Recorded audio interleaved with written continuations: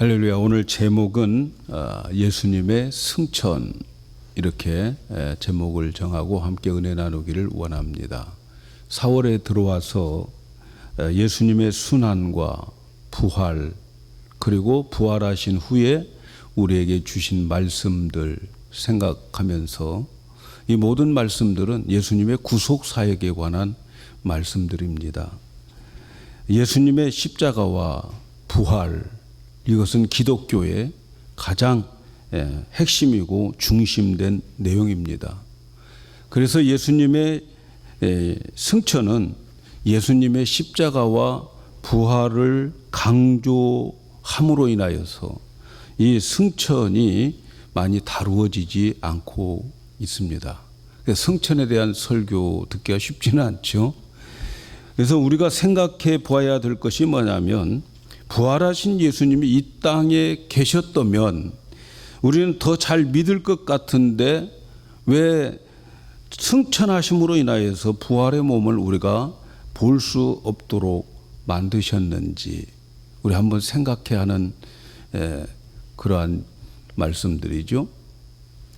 예수님의 승천에 대한 기록이 사실 많지 않아요. 복음서에 그렇게 많이 기록되어 있지가 않아요. 마태복음 16장 19절에 주 예수께서 말씀을 마친 후에 하늘로 올리우사 하나님 우편에 앉아 계시느니라, 이렇게 아주 간단하게 말씀하고 있죠. 그리고 승천을 다루는 누가복음 그리고 사도행전에 이 승천에 대한 기록이 나오는데, 누가복음 24장 마지막 부분에 보면 예수께서 저희를 데리고 베다니 앞까지 나가사 손을 들어 저희에게 축복하시더니 축복하실 때에 저희를 떠나 하늘로 올라가셨다.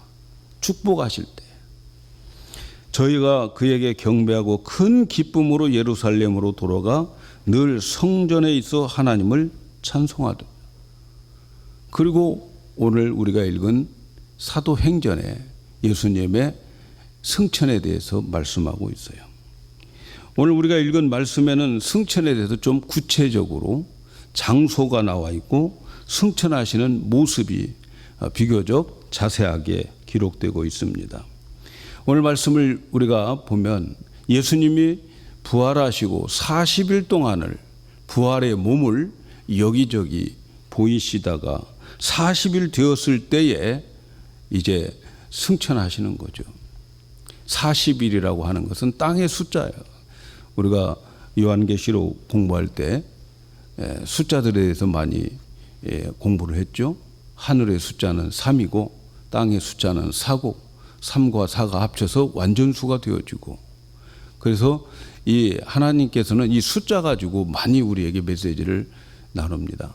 그러니까 예수님께서 40일 동안 자기의 부활한 몸을 보여주셨다고 하는 것은 땅에 사시면서 보여줄 일 다 하셨다 하는 의미로 받아들여도 되겠습니다. 그러면서 예수님께서 40일 동안 하나님 나라의 일을 보여주시고 자기 몸의 부활하심을 증거하시다가 제자들에게 예루살렘 떠나지 말고 아버지께서 약속하신 거 여기서 기다려라, 그래서 성령의 세례를 받아라, 이렇게 말씀하시고, 그리고 마지막 말씀이 오직 성령이 너희에게 임하시면 너희가 권능을 받고 예루살렘과 유다와 사마리아 땅끝까지 증인이 되리라, 이 예언의 말씀을 하시고 그리고 승천하시는 거죠. 그래서 예수님의 승천 기록을 보면은 먼저 이 예수님이 어디에서 승천하셨는가 하는 장소가 나와 있어요. 오늘 우리가 읽지는 않았지만 12절에 보면 제자들이 감람원이라 하는 산으로부터 예루살렘으로 들어왔다, 돌아왔다, 이렇게 말해요. 감람원, 감람산을 말하는 거예요. 우리가 감람산이라고 하는 것은 올리브산을 말하는 거예요. 올리브 나무가 많은 그러한 산이 감람산이었어요. 이름이 올리브 나무들이 많기 때문에 붙여진 이름이죠. 예루살렘에서 한 1.2km 정도 되니까 얼마든지 걸어서 갈 수 있는 그러한 장소지요. 그런데 예수님께서 거기에서 승천하신 거예요. 그 감람산에서 승천하시는 모습을 9절에 보면니까 이 말씀을 마치시고 저희 보는 데서 올리어 가시니 구름이 저를 가리워 보이지 않더라. 저희 보는 가운데에서 승천하셨다 하는 말씀이 나와요. 승천이 비밀스럽게 된 게 아니라는 거죠. 모든 사람의 시각으로 다 볼 수 있도록 승천하셨다는 거죠. 바울은 고린도후서 15장에서 이때의 이 승천, 예수님의 부활을 본 사람들이 12 제자들 외에 500여 형제들이 보았다. 많은 사람들이 한꺼번에 예수님의 부활과 승천을 보았다. 이렇게 기록하고 있습니다. 그래서 예수님의 이 승천이 오늘 우리가 살고 있는 이 현재적 시간과 공간 속에서 일어난 역사적인 한 사건이라는 거죠. 뉴스가 그때에 TV가 있었다면 TV에 다 나왔겠죠. 역사적 한 사건이었어요. 예수님이 십자가의 사건이 이 부활의 사건처럼 역사적 사건이었다 하는 것을 말씀하고 있어요. 부활, 역사적인 한 사건이에요. 누구도 흉내낼 수 없는 한 사건. 그런데 이 승천도 역사적 한 사건이라는 거죠. 성경에 보면 에녹도 승천했죠. 죽음 맛보지 않고. 또 엘리야도 승천을 했어요. 죽음 맛보지 않고 하늘로 사라졌어요. 그러나 부활의 몸으로 예수님처럼 승천하지는 않았어요. 그들은 인간의 몸으로 승천했기 때문에 다시 주님이 재림하실 때에 같이 그들도 부활의 몸으로 바뀌어져야 될 몸이죠. 그런데 예수님은 부활한 몸을 가지고서 승천을 하셨어요. 이처럼 예수님의 승천은 눈으로 볼 수 있는 가시적 승천이었다. 우리가 하늘의 구름을 볼 수 있는 것처럼 예수님의 승천도 그렇게 보았다는 거죠. 많은 사람들이 보는 가운데에 승천했어요. 우리는 왜 부활하신 예수님이 우리와 함께 계시지 않고 승천하셨는가? 오늘 그 의미를 좀 말씀드리려고 그래요. 왜 부활하신 예수님이 계시면 더 좋을 텐데 왜 승천하셨을까 하는 이유를 말씀드리려고 합니다. 첫째는 예수님의 부활의 몸은 신령한 몸이었어요. 그래서 예수님의 부활하신 몸은 거룩한 영체예요. 이 세상에 어떤 것으로도 흉내낼 수 없는 거룩한 영체였어요. 그래서 예수님의 그 부활하신 그 몸을 이 자연계, 이 물질계의 질서로는 예수님을 붙들어 놓을 수가 없어요. 감당할 수가 없어요. 여러분 아시겠지만 예수님이 제자들의 문을 무서워서 문을 꼭꼭 잠그고 있는데도 불구하고 문도 열지 않고 그 안에 들어오셨어요. 공간을 초월하시는 예수님이죠. 부활하신 예수님은. 부활하시기 전에는 예수님 갈릴리에서 예루살렘까지 걸어가야 돼요. 그러나 부활하신 예수님은 엠마오에 계시면서 동시에 예루살렘에 계시고 그리고 갈릴리에도 동시에 계시는 그러한 신령한 몸으로 부활하신 거죠. 그 신령한 몸을 이 세상에서는 감당할 수가 없어요. 부활의 몸은 시간과 공간을 초월해서 이 세상에서는 이 세상의 자연계의 질서로는 감당할 수가 없어요. 그래서 그 부활한 몸은 예수님께서 이제 영광스러운 곳으로 가셔야만 되는 거예요. 부활하신 몸은 이 땅에 사는 게 아니고. 여러분 우리가 이제 언젠가 주님이 오실 때에 우리도 부활할 건데 이 땅에서 사는 게 아니에요. 새 하늘과 새 땅, 새로운 영광 속에서 살기 위해서 부활하는 거지. 그래서 첫째는 예수님의 부활의 몸은 신령한 몸이기 때문에 이 땅에 머물 수가 없다 하는 거죠. 두 번째는 예수님은 승천한 장소가 이 땅과는 다르죠. 다시 말하면 예수님의 승천은 이 장소적 이동을 가리키는 거죠. 이 땅에서 영광의 자리로 부활하신 예수님은 그 몸을 가지고 이제 하나님의 보호자로 되돌아가시는 승천이지요. 지상에 오셨을 때는 종의 형상으로 오셨고 비천한 생활 속에서 사셨지만 예수님의 부활하신 몸은 이제는 머무는 장소가 달라요. 비천한 몸으로 종의 형상으로 이 세상에 오셨던 예수님, 십자가 지기 이전의 그 모습으로는 부활한 몸을 살지 않습니다. 그래서 여러분, 저와 여러분이 부활해야 될 이유가 뭡니까? 이런 비천한 세상에서 살지 않기 위해서는 우리도 부활하고 그리고 예수님이 머무시는 그 영광의 자리로 가야 되는 거죠. 그래서 예수님의 승천은 장소적 이동인데 하나님의 충만한 영광으로 되돌아가는 것이다 하는 것을 기억해야 되겠어요. 그 다음 세 번째는 예수님의 승천은 예수님의 구속 사역을 끝내고 승천하심으로 제자들에게 새로운 시대가 시작될 것을 보여주는 장면인 거죠. 이제 나의 구속 사역은 다 끝났어. 이제부터는 새로운 시대가 펼쳐질 거야. 그 시대가 성령의 시대인 거죠. 예수님이 이 땅에 오신 목적은 우리의 죄를 위하여 십자가를 지시고 해결하시기 위해서 오신 거죠. 그래서 예수님은 이 세상에 계실 때에 예수님께서 성령으로 잉태되시고 또 30년 동안 사생활을 사시고 그리고 3년 동안 공생애를 사시는 가운데에서 십자가를 지시고 부활하심으로 인하여서 예수님의 생애, 공생애, 구속 사역은 다 마친 거지요. 그런데 예수님은 제자들과 많은 사람들이 보는 가운데 부활하시고 또 많은 사람들 보는 가운데에 부활한 몸을 증거하시고 그리고 제자들과 많은 사람들 앞에서 승천하심으로 인해서 나의 사역은 끝이야. 내 사역은 완성되었어 라고 하는 거예요. 그러면서 다음 세대를 기대하게 하는 거죠. 그 다음 세대가 뭐냐?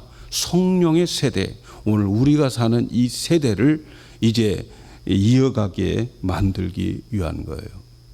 예수님이 여기에 계셔서 계속해서 계셨다면 우리는 얼마나 헷갈릴지 몰라요.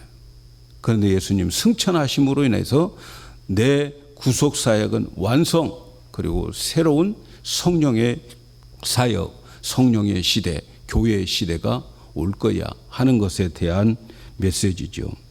그 다음 네 번째는 예수님은 승천이 우리에게 재림을 약속해 주는 승천이에요. 우리에게 재림을 약속해 줘요. 우리가 가끔 비행기가 이륙하는 것을 보면 비행기가 활주로에서 이륙해 가지고 쭉 올라가다가 나중에 보면 구름을 뚫고 구름 속으로 들어가 버리는 거죠. 그러면 나중에는 구름이 가려워서 비행기가 안 보이죠. 그리고 그 우리의 시야의 한계를 벗어나서 우리는 그 비행기를 볼 수가 없어요. 그러나 비행기는 존재하잖아요. 예수님의 승천도 그런 모습일 것 같아요. 갑자기 제자들을 위해서 함께 모인 사람들을 위해서 축복하다가 예수님이 이제 공중으로 뜨기 시작한 거죠. 뜨면서 올라가는 거예요. 모든 사람들의 시선은 예수님께 향해서 예수님이 올라가는 그 모습을 바라보고 있을 때에 구름이 가려워서 예수님이 보이지 않는 거죠. 예수님이 안 계신 게 아니고 구름이 가려워서 예수님을 볼 수가 없는 거죠. 그래서 사람들이 보려고 구름을 아주 뚫어지게 쳐다봤을 거예요. 그런데 예수님은 안 보이고 거기에 두 사람, 아마도 천사겠죠. 두 사람이 갈릴리 사람들아 어찌하여 이 하늘만 쳐다보고 있느냐 이렇게 말씀하시면서 그러면서 너희들이 본 그대로 예수님 오실 것이다. 다시 오실 것이다. 그렇게 말씀하고 있어요. 너희들이 서서 하늘을 쳐다보느냐? 너희들이 본 그대로 오시리라. 여기서 예수님의 재림을 말씀해 주고 있어요. 그리고 예수님의 재림의 현상이 어떤 것인가도 가르쳐 주잖아요. 본 그대로 여러분, 예수님의 재림은 우리 모두가 다 시각적으로 다 볼 수 있게 온다는 거죠. 어떤 사람은 뭐 예수가 자기가 재림 예수라고 그런, 제가 그래, 내가 너 온 거 못 봤다. 우리 다 볼 수 있는 게, 다 볼 수 있게 오시는 거죠. 우리의 현실 속에서 너희가 본 그대로 올라가신 것처럼 본 그대로 우리의 현실 속에서 우리 주님이 오신다 하는 것을 말씀해 줘요. 그래서 주님의 재림도 역사적 사건이 될 것입니다. 주님의 재림, 역사적 한 사건이 될 거예요. 바로 이러한 승천의 사건처럼 예수님 오신다. 예수님은 종종 승천에 대해서 그리고 재림에 대해서 말씀을 많이 하셨어요. 재림에 대해서 누가복음 21장 27절에 보면 그때의 사람들이 인자가 구름을 타고 능력과 큰 영광으로 오는 것을 보리라. 예수님의 말씀이에요. 인자가 구름을 타고 큰 영광, 능력으로 오는 것을 보리라 말씀만. 요한복음 14장에서도 너희들 마음에 근심하지 말라. 하나님을 믿고 나를 믿으라 하시면서 내가 너희를 위해서 하늘에 그 거처를 처소를 예비하고 나면 내가 다시 와서 너희를 내가 영접하겠다. 참 얼마나 우리가 듣기에 죄송한 말입니까? 우리를 영접하러 오신다는 거예요. 영접하려서 나 있는 곳에 너희도 있게 하겠다. 이렇게 말씀하는 거죠. 예수님이 우리를 영접하러 오신다. 이제 우리 주님이 하늘에 나타나실 때는 믿지 않는 사람들은 기절초풍하겠죠. 온 매스컴이 난리가 나겠죠. 그러나 여러분, 예수님의 재림을 믿고 기다리는 사람은 어떠겠습니까? 얼마나 환호성을 지르겠습니까? 우리를 영접하러 오신다는데. 그래서 예수님의 재림은 천사들이 확인시켜 준 것처럼 눈으로 볼 수 있게 오신다. 그래서 이 천사들의 말을 듣고 누가복음 24장 마지막 절에 보면 그들이 기뻐가지고 예루살렘으로 돌아와서 늘 성전에 있었다. 예수님 다시 오신다고 하는 그 천사의 소리에 기쁨이 넘친 거예요. 그래서 예루살렘 성전으로 가서 헤어지지도 않고 그들은 그냥 성전에 머무른 거죠. 그 성전에 머물다가 성령을 받고 교회가 시작되어지는 거죠. 그래서 초대교회 성도들은 주님이 구름 타고 가시적으로 이 육체적 시간과 공간 속에서 재림할 것을 믿었다 하는 거죠. 그들은 주님이 다시 오시기 때문에 그래서 복음을 전파하는 데 최선을 다한 거죠. 다시 오실 주님 만나기 위해서 주님께서 말씀하셨어요. 나의 복음이 땅끝까지 증거되어야 주님 다시 오신다고 했으니까 그들은 주님 다시 오시기를 기쁨으로 기다리면서 복음 증거에 그렇게 열심을 냈던 거지요. 그래서 재림을 믿는다면 여러분, 우리는 열심히 복음 전해야 돼요. 주님이 우리에게 오셔서 심판하실 텐데 뭘 심판할 것 같아요? 너는 예수 믿고 은혜만 받다가 왔냐? 그런 소리를 들으면 되겠습니까? 너는 몇 명 구원시켰니? 이거 원하는 거 아니겠어요? 재림을 기다리는 사람들은 열심히 복음을 증거한 거죠. 믿지 않는 사람들, 수많은 사람들, 우리가 보기에는 다 믿는 것 같지만 여러분, 인구 비례로 보면 한 10%밖에 안 믿어요. 15%밖에 안 믿어요, 여러분. 그만큼 안 믿는 사람들이 수두룩해요. 근데 안 믿는 그 사람들이 교회 와가지고 다 상처받고 시험 들고 그래서 안 나온 사람들이 많죠. 오늘 그분들을 다시 회복시켜야 되지 않겠나. 재림을 믿습니까? 우리가 할 수 있는 것은 열심히 복음 전파하는 것밖에 없습니다. 다섯 번째로 승천의 의미는 이제 성령의 시대가 와서 성도들의 구원을 완성시켜 주실 것을 의미하는 거예요. 주님께서 승천하시면서 내 사역 구속에 대한 사역은 다 마쳤어. 내가 너희들의 모든 죄를 위해서 다 십자가에서 다 해결했고 다 심판을 받았어. 그리고 그 죄사함의 근거로 내가 부활해서 모든 사람들이 다 의롭게 된 거야. 여기까지가 주님의 사역이죠. 주님의 사역이. 여러분, 우리의 구원자 되신 예수님이 십자가에서 죽으시고 부활하셨음에도 불구하고 그 사실을 믿어야 구원받는 거예요.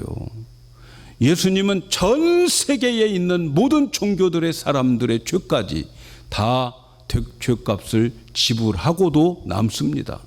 불교인들 죄, 힌두교 죄, 또 마음의 죄 전부 다 죄값 지불하고도 남습니다. 지불하고도 남아요. 그런데 문제는 뭡니까? 그 예수 그리스도를 믿어야만 구원받는 거예요.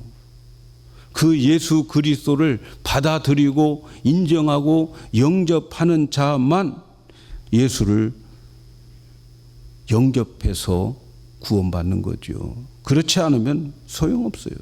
믿지 않으면 예수님의 그 죽음과 부활 사람들에게 별 의미가 없는 거예요. 나와 상관이 없는 거예요. 그래서 믿어야 되는 거예요.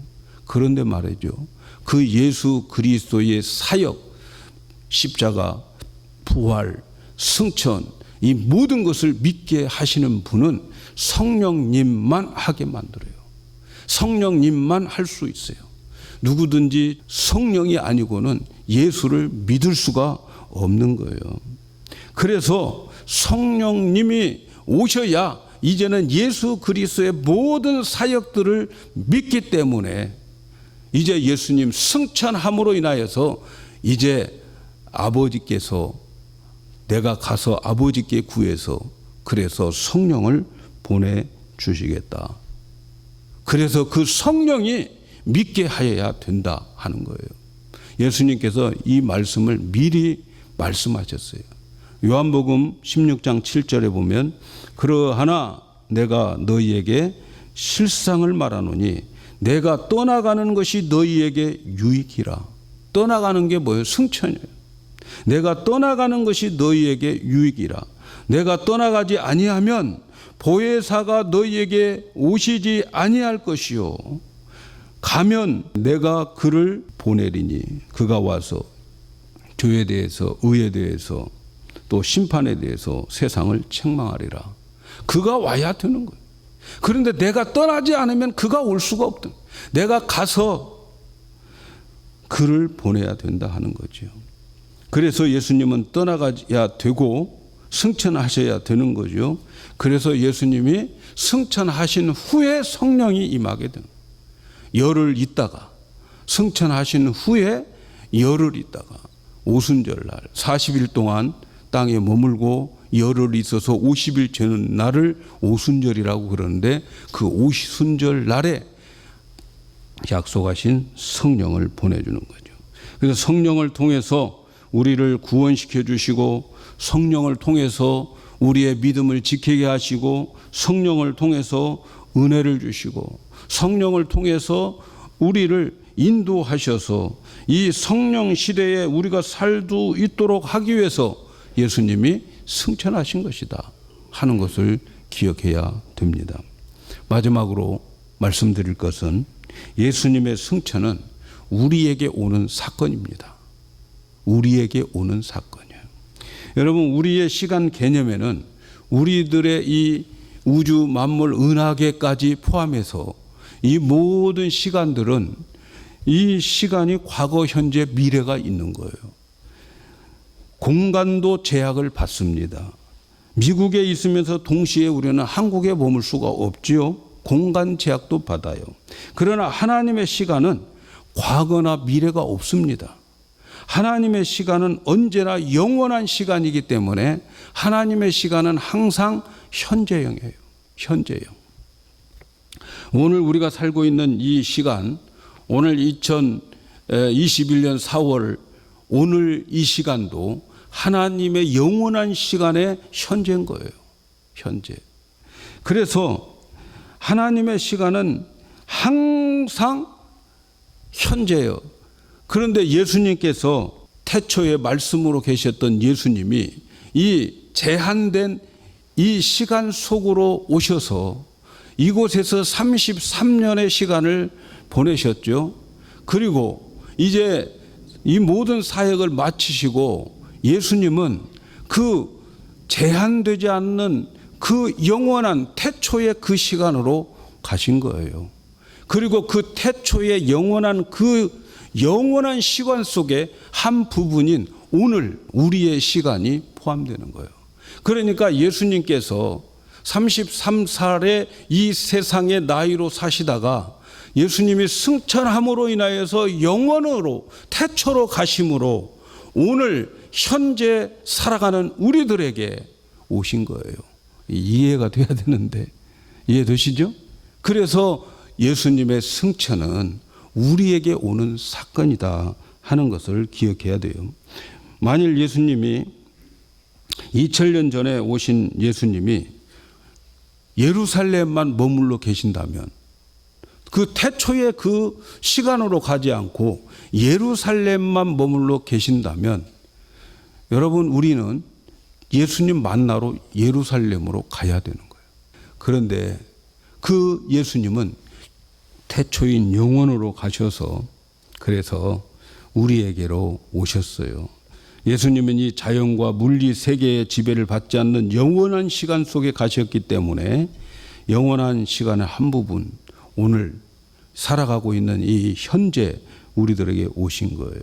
그리고 예수님은 이제 시간과 공간을 초월해서 예수님은 영으로 우리에게 찾아오시는 거예요. 영은 시간과 공간을 초월하는 거죠. 그래서 이 영은 모든 시간을 초월해서 이제 이 영은 한꺼번에 모든 사람에게 다 만날 수 있는 거죠. 오늘 예수님은 이 시간, 이 공간 안에 있는 각각 다르지만 모든 사람에게 똑같이 대해주고 똑같이 만나주는 왜? 영으로 가셨기 때문에. 그리고 영으로 우리에게 오셔서 그러는 거죠. 요한복음 6장에 보면은 예수님께서 이런 가르침이 있었어요. 누구든지 내 살과 피를 먹어야 영생을 얻는다. 그렇게 말씀하셨어요. 내 살과 피를 먹어야 영원히 산다. 그러니까 이 말을 제자들도 이해가 안 가는 거예요. 그래서 제자들이 자기들끼리 수근수근 거리는 거예요. 아, 이거 어렵다. 이 말을 어떻게 알아들을 수 있어? 예수님의 살과 피를 먹는다는 게 뭐야? 우리가 식인종도 아닌데. 예?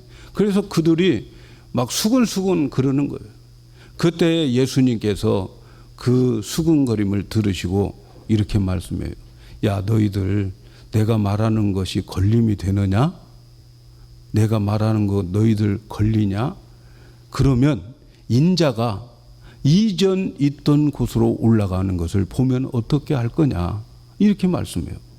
여러분, 인자 예수님이 요한복음에서 이전 있던 곳이 어디입니까?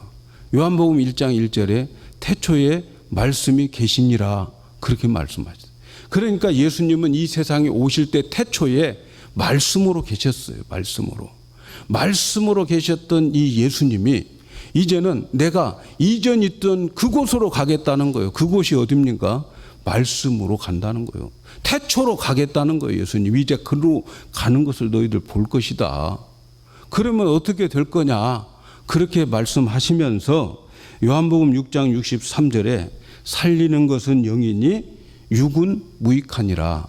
내 말이 영이고 내 말이 생명이다. 이렇게 말씀해요. 그러니까 예수님은 말로 계셨어요. 태초에 말씀으로 계셨는데 예수님이 승천하신 것은 태초에 그 말씀으로 가셨다는 거예요. 믿습니까? 말씀으로 가셨어요. 그 말씀으로 가셔서 이제는 예수님의 그 말 자체가 영이라는 거예요. 그리고 그 말씀 자체가 생명이라는 거예요. 여러분, 우리가 생명을 어떻게 얻어요? 주님의 말씀을 내가 믿고 내 마음에 받아들이고 그 말씀이 내 영의 양식이 되어서 생명이 되어지는 거죠. 그래서 예수님께서 내 말이 영이고 내 말이 생명이다.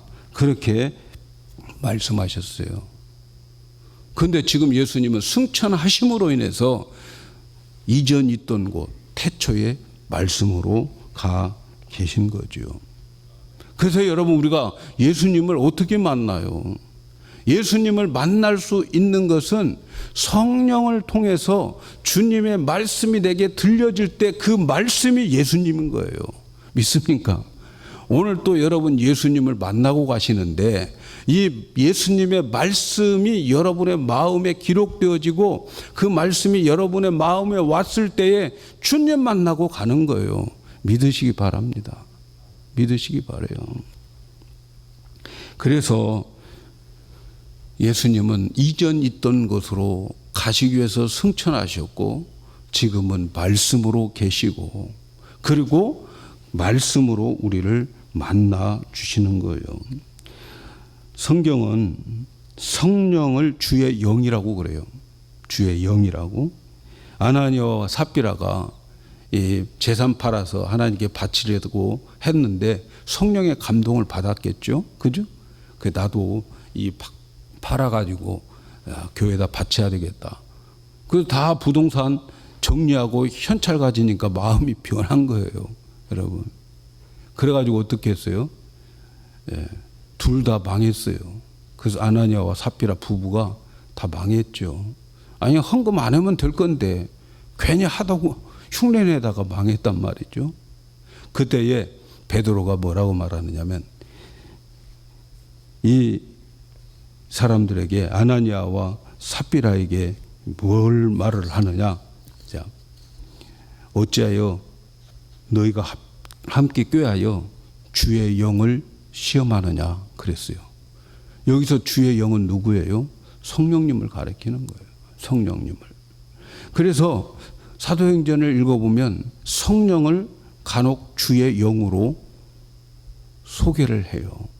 그러니까 성령님은 주님의 영이라는 거죠. 주님의 영. 성령님은 주님의 영이고 주님의 영은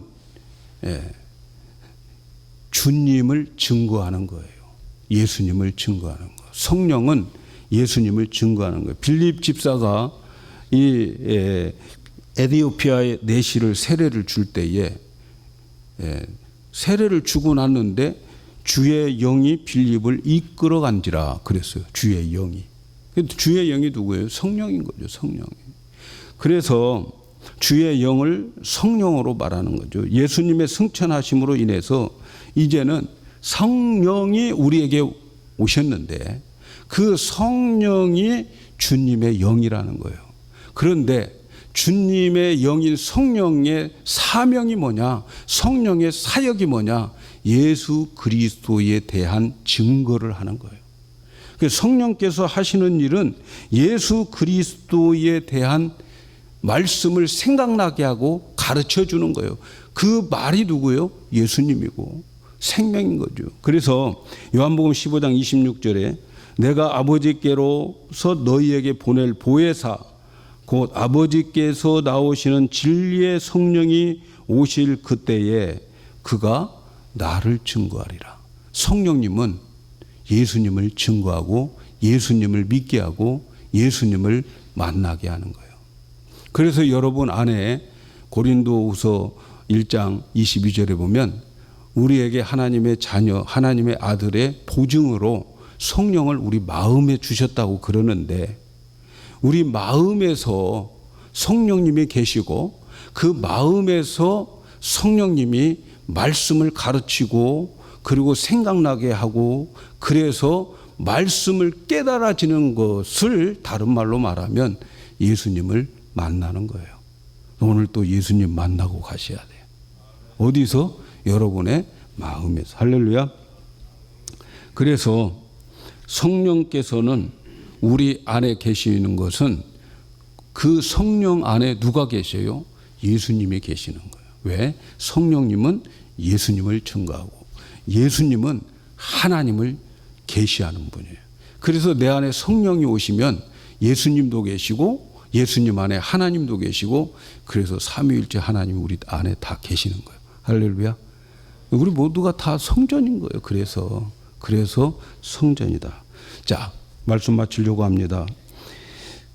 우리는 4월달 동안에 주님의 고난과 그리고 십자가 그리고 부활 그리고 주님이 이제 부활하신 이유는 그 생명으로 살도록 하기 위해서, 부활의 생명으로 살도록 하기 위해서, 그리고 지난주에는 우리에게 성령을 받아라 말씀하셨어요. 오늘 우리 4월 달에 이 주시는 이 구속사적인 이 말씀들을 여러분 마음에 또 여러분의 믿음 생활에 정리가 필요해요. 그래서 유튜브에 올렸으니까 여러분들이 열심히 좀 읽으시면서 이런 구속사역에 대한 내용들을 여러분의 마음에 정립이 되었으면 좋겠다. 그리고 마지막 예수님이 승천하심으로 인하여서 우리에게 재림신앙을 허락하셔서 그 다시 오실 주님을 기다리게 하는 우리의 믿음으로 바꿔가기를 원합니다. 우리는 이 승천에 대한 진리를 깊이 더 묵상함으로 인해서 우리 여러분의 신앙에 큰 도움이 되기를 예수님의 이름으로 축복합니다.